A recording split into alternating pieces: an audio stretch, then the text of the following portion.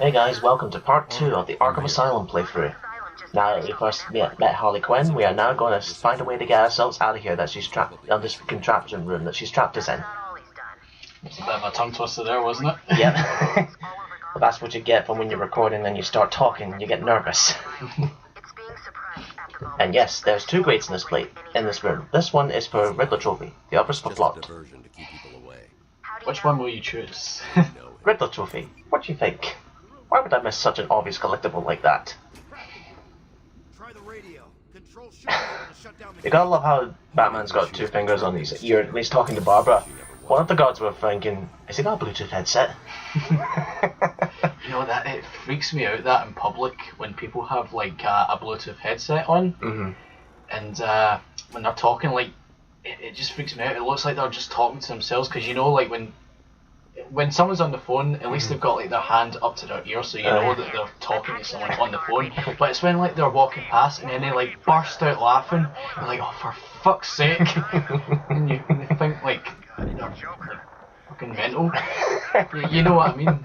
Aye, exactly. When you're just minding your own business and then you're like, what the fuck? Oh look, another one. I've collected. And yeah, there's also a lot of stealth in this game. Like, apart from the combat, which I have to say I'm pretty decent, to be honest. I'm not a master at it, but the stealth section is also a nice blend when you need to take the stealthy approach in certain sections, mainly against mooks with guns. Yes, I said mooks. Mooks. What is that stuff? Well, not quite yet. It takes a while for the gas to come into effect. Are you gonna get in there and help them, Batman? Did you not listen to me? Don't worry, guys, I got this.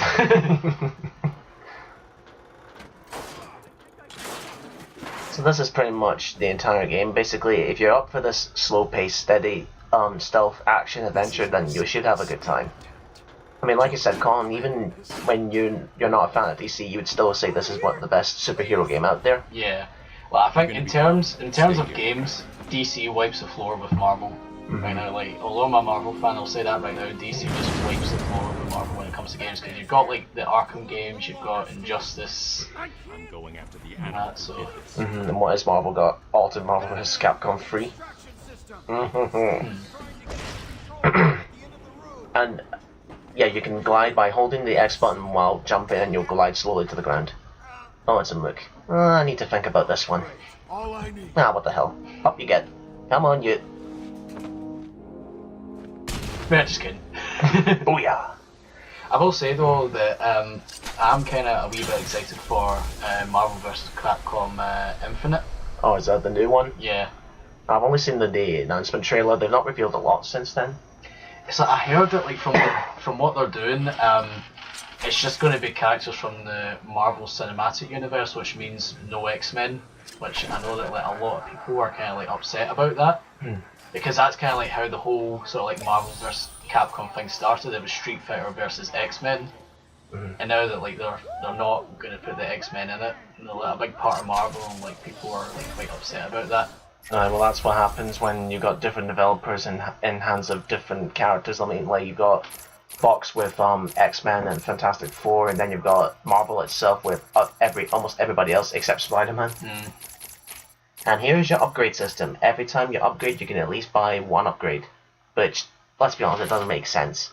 Bruce Wayne's a CEO, but so he has to buy upgrades from a company he owns.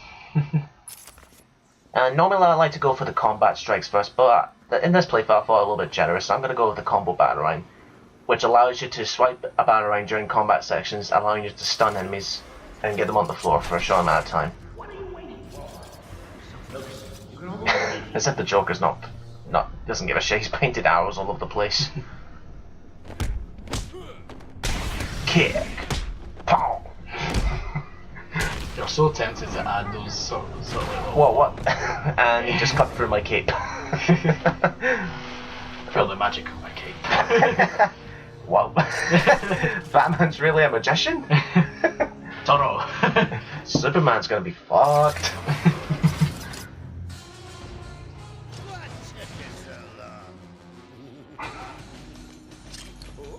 Alley-oop. There's no escape, Joker. I will find wait a minute, you will find him, but you've just found him. Guess Batman really likes hide and seek. And here's a Titan. These are henchwomen. No, henchwomen. Anyway, these are henchmen heightened up on Titan, a drug that makes them like gigantic, hulking, mindless beasts. Now, what you can do is the general strategy is to let him charge at you and then throw a batarang. But to show it off, I'm not going to do anything because, in fact, this particular Titan, if you let him do the ground stomp attack, he will actually die from a heart attack. And yeah, that rhymed. But sadly, get an idea how this guy goes, because this is about 90% of your boss battles. That's the one thing is bad about this game, is the boss battles. They're incredibly redundant. It's just the same strategy over and over again. Sorry. Like this strategy, again, let them charge at you, toss a batarang, and then let them crash into a wall. Rinse, repeat. Every boss. Do you think they were just kind of rushed with the boss battles? They were like sort of like working on everything else, but then when the boss battles came around, they just sort of like ran out of time. Probably, because in the amount of detail they put into this game. I mean, this is not your typical movie license game like you see almost every time. There you go. See? Heart failure. Migraine.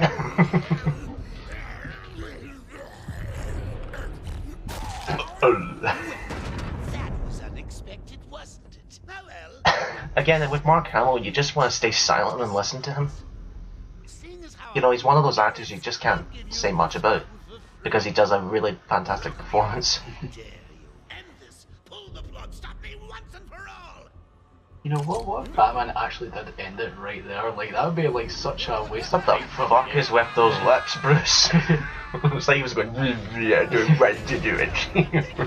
Is he just like giving himself a challenge and just let him go? Well, it's about a bit, depending on the continuity, he has a no-kill code. And like I said, depending, I think in terms of other Batmans that said fuck that rule was probably Michael Keaton, and recently Ben Affleck's Batman, where he was willing to use a machine gun in his Batmobile. Did use guns in that movie? Well, not so much in the main event, but he definitely used them in the nightmare sequence. Which, to defend it, I'll say that if something happened and it caused Batman to go all the way, it's like, you know what, this has gone beyond my no-kill code, I have to do this, then fair enough. Anyway, what was with the jacket he was wearing in that dream sequence? Probably just to give it a more comedic, different style. Again, I think that's what probably happened if something bad in the future, and this is what happened because of that. Open it. Not a problem. I'll just need to call another cell. Again, why is the guards wearing a hockey mask? Okay. And then insert Christian Bale here. What gives you the right between you and me? I'm not wearing hockey pads. Joker. You're expecting maybe Two-Face? Shout out to Harvey Dent. Silly sacks. I don't want to escape them having way too much fun. Yeah, that's another thing that DC I think does much better than Marvel is their rogues gallery, especially Batman's. I mean, in terms of superheroes with the most reliable, most popular rogues gallery, two of them are DC. I mean, you've got Batman's rogue gallery, The Flash's rogue gallery, and then you've got Spider-Man. Yeah. Pay attention to that screen there with the guard drinking his alcohol. Harley's looking forward to it. Maybe I'll film it and post it on the internet. Joker, that makes you about as threatening as an average Let's Player like us. Can you imagine the Joker doing a Let's Play of the game? Hello, friends. Joker here, and welcome to our Let's Play of Joker Asylum. Can someone please make that a thing? Oh, I'm sure someone on the internet and YouTube land will end up doing it. With my terrible Joker impression. Joker's escaped. He sealed himself off. He's got your phone. God damn it, brother, get off my Bluetooth. I'm trying to trying to find your father. I know, but Oracle, I'm getting him back. Joker will not. But win. going back to I won't let what you him. said there about Batman not throwing that banner, is like, why didn't he just end it? Where another point he puts out is in an animated movie, and yeah, what I stopped here and I'm thinking, what the hell kind of pose is that guy doing? But anyway, this animated movie, it was called Under the Red Hood, where when Jason Todd, the second Robin, comes back and says to him exactly what you said, why don't you just kill the Joker right now and start to save him from all the trouble he's causing? And he's like, no, it'll be too easy to do that, and if I allow myself to go into that abyss, I'll never come back. Do you find it ironic that like the colourful and kid-friendly superheroes of Marvel actually do end up killing people, while the darker, more serious superheroes of DC don't do that? Aye, It's ironic. weird. Oh, right in the arse.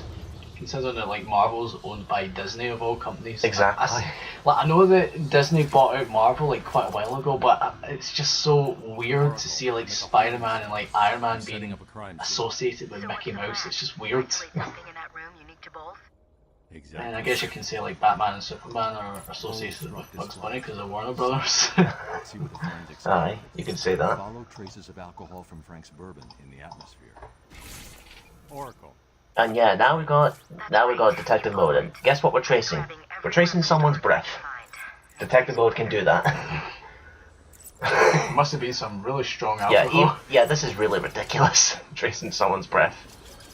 What if you were tracing someone's farts? Like, imagine Batman on his intercom telling Alfred, "Okay, Alfred, I'm on the trail. I'm following the trail. Okay, now it's getting smelly." And yeah, this is me getting a little bit lost, but now I found out the way it is going. I tend not to use detective mode as much because, as helpful as detective mode is, it's a bit on the visual hard side where, you know, everything's all purple. Yeah. Well, I guess it's fine for like your first playthrough if it's like your first time for the game. But once you play it multiple times, like I have, then you probably ought to know, if you know but off by heart which direction you should be going. You probably won't even need detective mode. That's a challenge for you. Beat the entire game without using detective mode once. Unreliable. How did Joker get... Be quiet. What's going on? I should shut up.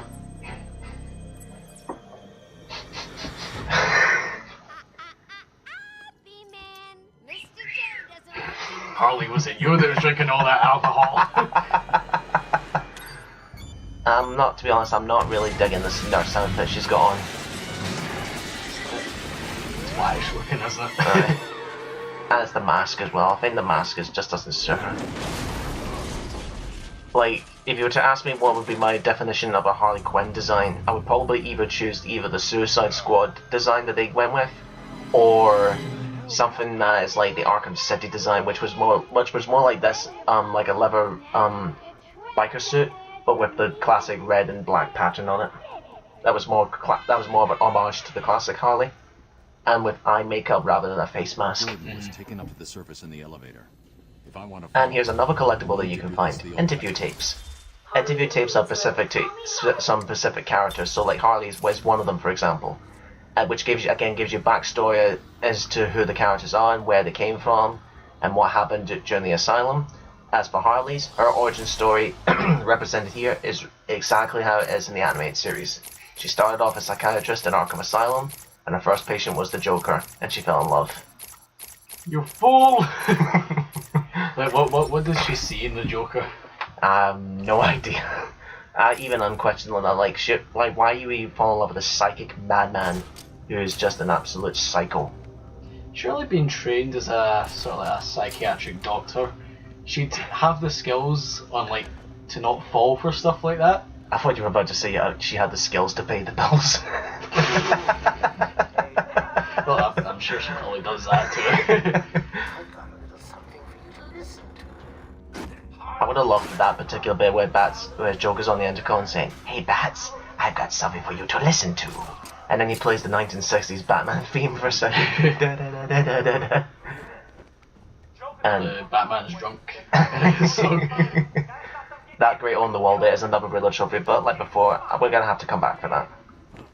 Again, like I said, I'll only get collectibles if I know that they're there and ready to go.